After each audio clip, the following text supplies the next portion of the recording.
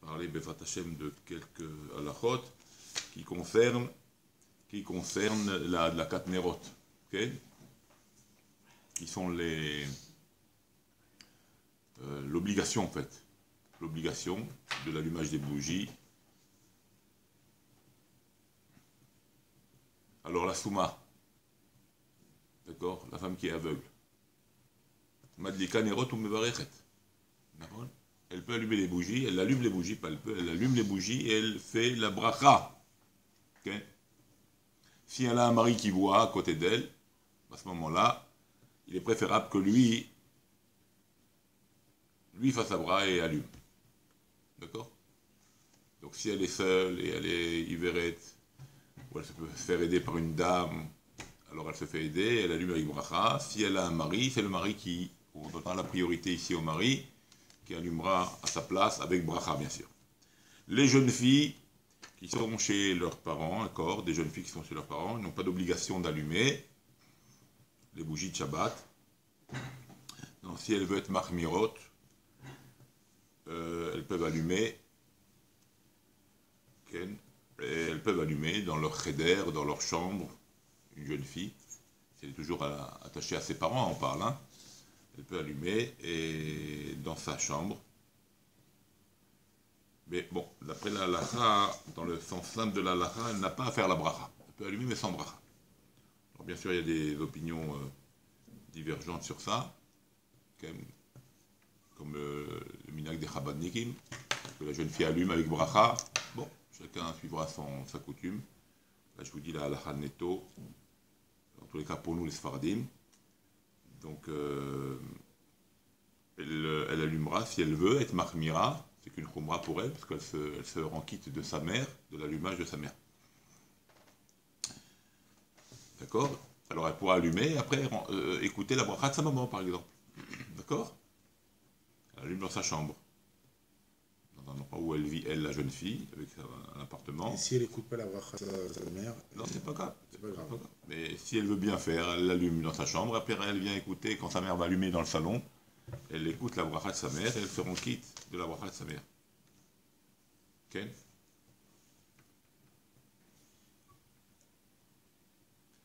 En général, on fait le contraire.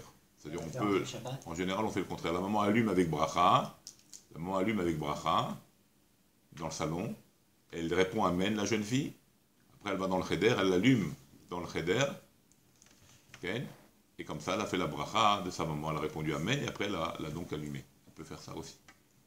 D'accord? Elle n'est pas rentrée dans le Shabbat. Non, l'allumage ne fait pas rentrer Shabbat. C'est pas l'allumage qui fait rentrer Shabbat. D'accord? Ensuite, okay, une kala qui est chez sa belle-mère. D'accord? Alors la kala, elle pourra allumer dans sa chambre, puisqu'elle a une chambre pour elle ici. Elle mange pas à la table de sa belle-mère. Elle a son mari, elle a son appartement. Donc si maintenant elle est invitée chez sa belle-mère, la kala, le khatan et la kala, ils sont chez les beaux-parents. Alors elle allumera dans la chambre où elle dort. Okay. Et elle peut faire la bracha. D'accord? Elle fera la bracha.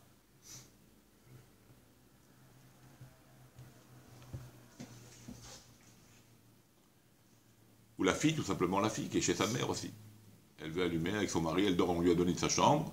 Alors elle dormira, elle fera la bracha dans sa chambre. Pour elle et son mari, qui loue pour elle et sa famille, et la belle-mère, la maman, fera la bracha de l'allumage de ses bougies dans le salon. Avec bracha. Avec bracha, là, pour les deux cas, avec bracha. Ok. Ok.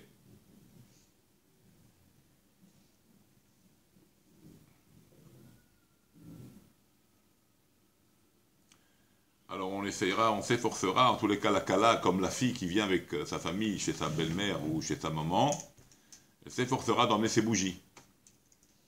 Ou bien d'acheter les bougies à sa mère. Parce que les bougies devront appartenir à la personne. Okay.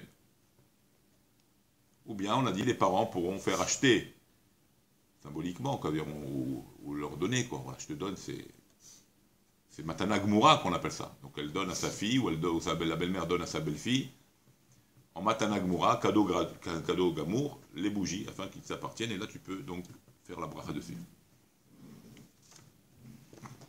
Okay. Mais les bougies devront suffisamment, le temps devrait être suffisamment long, okay, pour que la famille, la maman qui allume dans le salon, ou la fille qui allume dans sa chambre avec sa famille, ou la belle-fille qui allume, donc dans la chambre, puisse retrouver la lumière de la bougie, profiter de la lumière de la bougie quelque part à son retour de la synagogue, quand elle va dormir. Okay. Donc il faut qu'elle dure un certain temps. Il faut que ça dure quand même un certain temps, ouais. C'est un temps important quand même. Ouais, le temps que... Voilà. De rentrer, le temps de voir, voilà, de revenir, de voir les bougies allumées. De profiter de la lumière. Donc au minimum 4-5 heures. Non, je pense pas, c'est pas 4-5 heures. Comment 4-5 heures? Attends. Tu fais à la chose, tu reviens, c'est pas 4-5 heures, c'est 1h30, 2 heures. Après, si tu es le repas. Après, tu vas les voir, tu rentres dans la chambre. Tu vas rentrer dans la chambre, la lumière va t'éclairer dans la chambre. D'accord? D'accord. Ok. Alors, ceux qui mangent à la maison, chez les beaux-parents ou chez la maman, ouais, mais qui retournent dormir à la maison. Des fois, les enfants habitent pas loin. Son mari, il habite pas loin de la maman. Donc, ils viennent manger à la maison. Ça, c'est bien. Ils viennent manger. Uniquement manger. Et après, ils retournent chez eux, dans la soirée. Alors là, d'accord? Ils vont dormir chez eux, les enfants. Ok?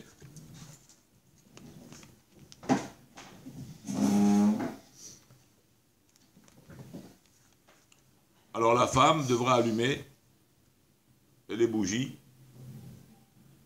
chez elle. C'est-à-dire avant de quitter sa maison. Alors ça dépend quelque chose. Si elle sera avant Plaga Mincha, c'est très tôt, elle ne peut pas allumer les bougies. Donc elle les allumera chez sa mère là. Mais si elle sort, on va dire un quart d'heure avant l'allumage des bougies, elle vient chez sa mère, elle marche à pied, c'est pas très loin. Ou en voiture, c'est pas très loin. D'accord? Ils viennent juste à l'entrée de Shabbat, on va dire un quart d'heure, 20 minutes avant l'entrée de Shabbat, avant l'allumage des bougies, la fille vient avec sa famille.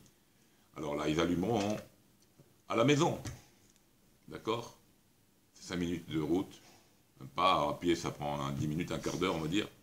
Ils ont l'intention de dormir chez eux. Donc il faudra allumer là, à la maison, chez elle, chez la fille. Elle allumera chez elle, la fille. D'accord? Et après, alors maintenant il y en a qui disent qu'elle peut allumer chez elle, s'il a un quart d'heure à aller après Plaga Mincha. On peut faire rentrer Plaga Mincha, on peut faire rentrer Shabbat, on peut allumer les bougies déjà. Donc elle allumera chez elle. Si elle est après Plaga Mincha, elle allumera chez elle. Elle vient après chez sa maman. Et le soir après manger, elle retourne là-bas chez elle. Et on fera en sorte que là, le temps de la bougie soit suffisamment long pour pouvoir voir la bougie allumée quand la fille, la famille, quoi, la fille, quoi, va retourner chez elle. Comme ça, elle profite de les bougies à son retour, quand il fait nuit, quand Shabbat est concrètement rentré. D'accord? Donc là, on va d'après là où on dort. C'est-à-dire que si je sais que je vais aller manger chez ma mère, mais je retourne le soir, chez moi, d'accord, et je viens 10 minutes avant l'allumage des bougies, j'arrive chez ma mère, alors j'allumerai chez moi, là. D'accord? J'allumerai chez moi. Tant que je suis après Plaga Mincha, je peux allumer chez moi, et bon, faire en sorte que les bougies vont être suffisamment longues pour mon retour après à la maison le soir, après le repas. Par exemple, un célibataire qui vit dans un studio, qui est invité par une famille, ouais, avant de partir de chez lui, il devra allumer. Ouais, il ne fait pas rentrer Shabbat, il allume pour la mitzvah, il part, après il rentre et il profite encore des bougies allumées. D'accord. D'accord?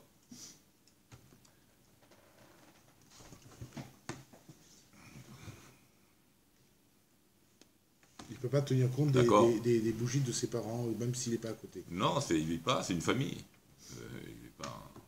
Il doit allumer chez lui. La famille, elle doit allumer chez lui, si elle sait qu'elle va dormir chez eux. Ils vont retourner chez eux, ils doivent allumer chez eux. Même pour le cas de l'étudiant. Ça veut dire qu'un étudiant qui vit dans un studio, il allume seul, si ses parents ne sont pas là. S'il vit tout seul, il allume. Et il fait la bracha. Si elle vit seule, elle ne dépend pas de ses parents. Elle vit seule, elle a pris un studio, ou il a pris un studio, ils sont seuls. D'accord? Il allume les bougies de Shabbat, bien sûr qu'il allume les bougies de Shabbat.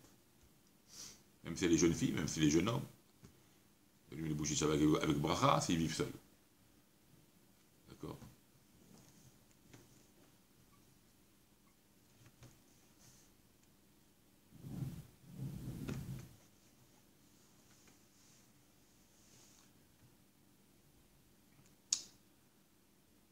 Alors quand on rentrera à la maison, pour montrer qu'on profite de la lumière des bougies qu'on a laissées donc chez nous, au retour, après le repas, tu rentres chez toi, il y a encore les bougies qui sont allumées. Alors il faut montrer quelque part que tu utilises la lumière de ces bougies-là. Alors tu mangeras un gâteau, tu mangeras quelque chose. Tu comprends? Comme ça tu montres que la lumière que tu as allumée, elle a servi à quelque chose. Parce que tu n'as pas mangé là. Tu n'as pas mangé chez toi, tu as mangé ta mère. Donc à ton retour, il faut montrer que tu as profité de cette lumière-là. C'est marrant, c'est le contraire de Hanouka, qu'il ne faut pas profiter de la bougie. Ouais, là c'est pas pareil. Hanouka c'est autre chose, on n'a pas à profiter de la lumière. On dit profiter, ça veut pas, il ne faut pas la toucher. Hein. Oui, il ne faut pas la toucher. Il ne faut pas la toucher, c'est Shabbat. Hein. Ça veut dire que l'éclairage te suffit pour voir ce qui se passe chez toi. C'est tout, c'est ça ce qu'on a besoin du Shabbat. C'est bien du Shalom Bayit, on avait expliqué la réponse. C'est bien du Shalom Bayit. Si on ne voit pas ce qu'on mange, on va se mettre à crier. Le mari va crier sa femme, quand on ne voit rien, je suis tombé, je trébuchais. À l'époque, surtout, ce n'était pas comme aujourd'hui. Aujourd'hui, bon, on a le Hashmal. D'accord? Ok. Alors, des familles entières qui vont, on va dire, dans un hôtel. Ils passent Shabbat là-bas. Dans une bête avra, dans une auberge, dans un hôtel. D'accord? Et on mange tous ensemble dans le Chadar Ochel. Tout le monde mange dans le même réfectoire. Comme ça, c'est les hôtels. Okay. Et on dort dans les chambres. Okay. Alors, il est préférable, si on peut, d'allumer dans la chambre. Afin d'allumer dans la chambre, même si on ne profite pas tout de suite, on va manger et on revient et on voit les bougies allumées dans la chambre. C'est-à-dire que quand ils mettent dans les maintenant, c'est pas évident. Voilà, non, Michané. Nous, si on peut allumer dans la chambre, on allumera dans la chambre.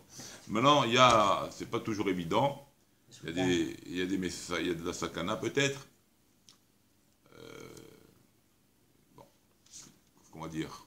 D'accord? Comme ça, voilà. Les hôtels ne permettent pas ça.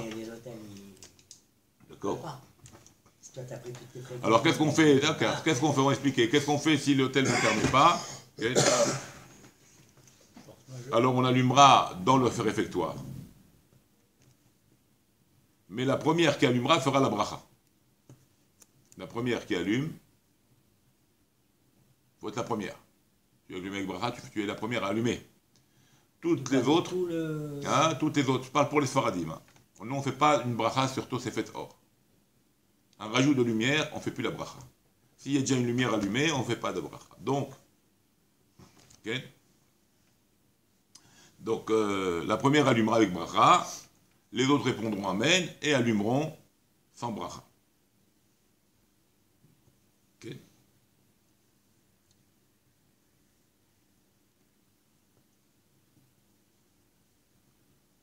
Ok?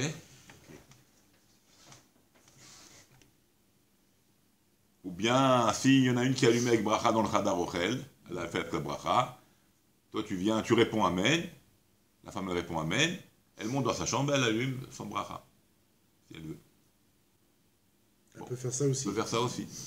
Mais bon, ça il faut voir déjà avec l'accord de l'hôtel, s'ils permettent d'allumer dans la chambre. Ah, s'ils permettent pas en général, ils permettent pas, ils veulent pas, ils ont peur.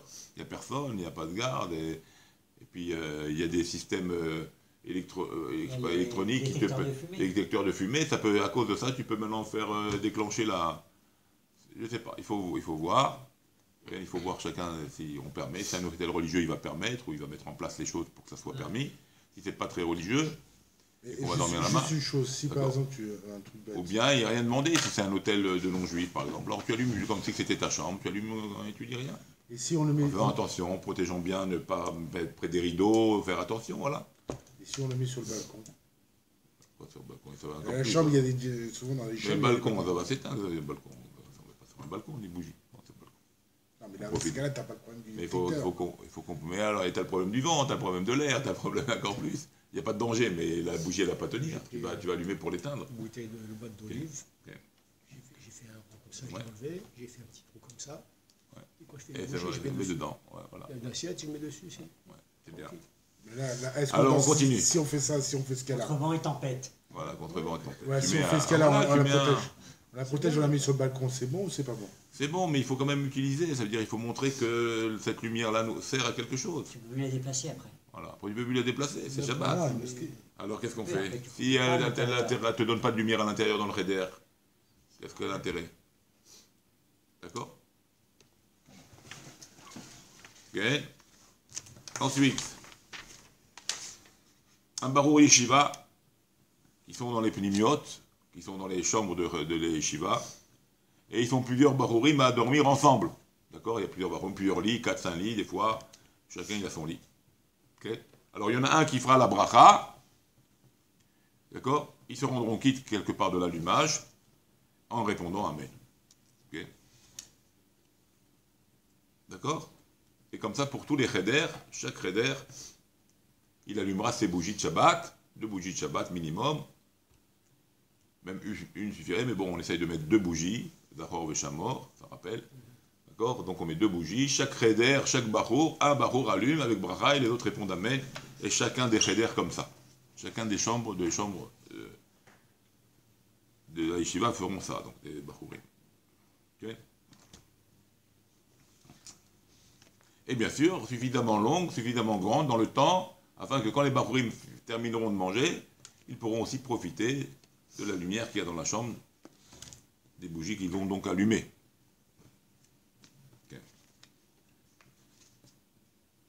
Le dernier cas, encore un petit cas, si le type maintenant il est marié, mais sa femme, Baruch Hashem, une bonne nouvelle, elle est partie accoucher, ou elle est allée à l'hôpital, ou tel et tel. Il est tout seul maintenant, il est seul, il est marié, mais il est seul. Okay? Ou bien il a dû voyager, il est seul. Il est dans l'obligation d'allumer les bougies de Shabbat, avec bracha, là où il est. Si c'est chez lui, si c'est là où il va être dans un hôtel, ou là où il va se louer sa chambre, ou là où il doit être, il devra allumer, même s'il est tout seul. Même si sa femme allume là où elle est. D'accord?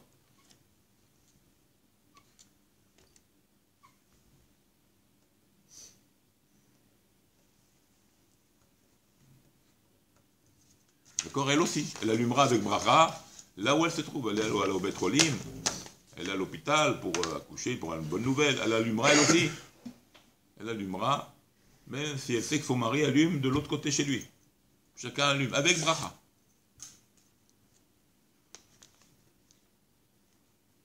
Alors.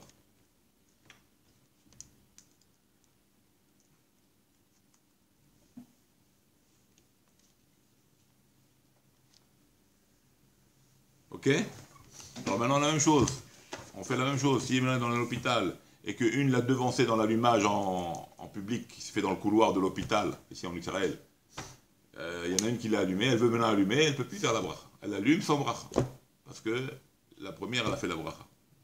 Donc elle allumera sans bracha. Mais le mari, lui, il allume, il est seul, il allume de son côté, lui, avec bracha. D'accord?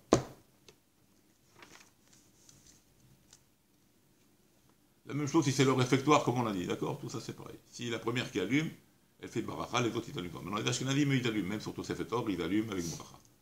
Là j'ai dit la lacha pour soi. Ok.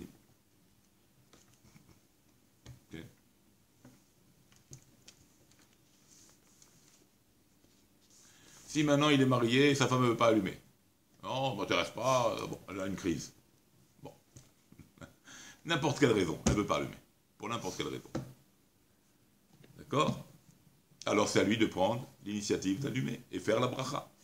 Elle est dans la douche, elle fait en retard, elle est vite, elle a couru, tac, tic, tac, elle est venue du voyage, elle n'a pas eu le temps, vite elle se lavait vite, lui il voit l'heure, la shkia bientôt elle arrive. Il ne peut pas attendre, on ne peut pas allumer après la shkia, après le coucher du soleil, c'est Shabbat pour nous. Alors là, il prend l'initiative, il allume vite, et il fait la bracha, et il attend personne. Il n'attend pas sa femme, qu'elle sorte de la douche, ou qu'elle sorte de ci, ou qu'elle se prépare, ou... La shkia, elle est là. Tu allumes tout seul, et tu fais bien sûr la bracha. Donc c'est quand même dans le cas où la femme, elle est pas bien, elle est malade, elle est allongée, etc. Un exemple, ça peut être ça, ça peut être elle n'a pas envie, ça peut être elle est venue d'un voyage, elle est vue à la limite, alors lui, c'est à lui d'allumer. D'accord. Et s'il a préféré lui ou sa fille, imagine-toi, il y a sa fille qui aurait pu allumer, une grande fille, qui vit chez lui, hein, qui mange du papa, alors qu'est-ce qui est préférable, lui ou sa fille? Lui, parce que sa fille, elle allume dans sa chambre, tu avais dit tout à l'heure. Non, la femme mariée, on a dit. Si la femme mariée qui allume dans sa chambre. Tu as dit qu'une jeune fille, elle pouvait allumer. Elle pouvait allumer, mais sans bracha, on avait dit, oui, pour les faradines. Parce qu'elle dépend du manger de son père, elle dépend de son père. Maintenant, s'il y a son père, la mère elle est là, mais elle ne l'allume pas pour X raisons, et il y a la fille, la grande fille et lui, c'est lui la priorité pour lui, pas sa fille. C'est lui, il ne peut pas déléguer à sa fille. Non, il donne lui, c'est lui la mitzvah. Il allumera lui avec bracha. D'accord? Voilà pour aujourd'hui.